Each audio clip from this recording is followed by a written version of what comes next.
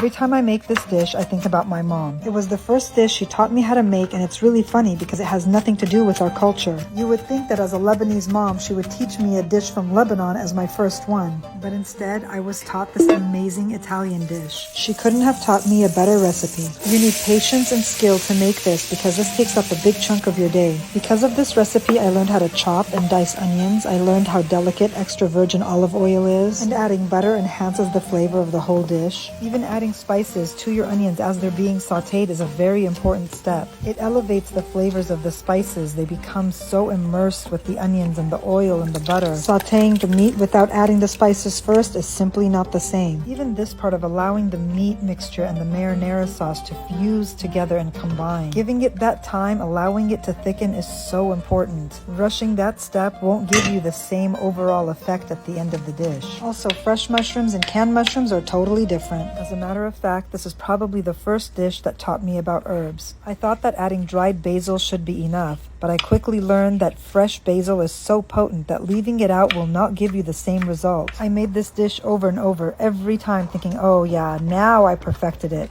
But every time I made it, I learned something new. I learned about new spices, a new technique. Even creating the layers was a skill. If I rushed through this part, then the final result felt like it had an element missing. Patience was an all-around skill that I needed to learn. Patience with myself because I gave myself such a hard time if a dish didn't come out the way I wanted it to. And patience with the dish, giving it enough time to do what it needs to do to combine the flavors. Adding cheese, what kind of cheese and how much cheese to put is a whole other thing that I had to learn. It was kind of like being in culinary school, but without the professionals there to teach you. There were plenty of times where I couldn't rely on my mom to tell me what to do. I had to figure things out on my own. I mean, there are plenty of cookbooks out there with amazing recipes, but we all know that reading about something and actually doing it are two completely different things. It's the doing part that hones in on our skills. So for me, making this one Italian dish actually taught me how to make so many others from different cultures, even from my own. Every recipe I make has a direct correlation to this first one that my mom taught me, and I will forever be grateful for that.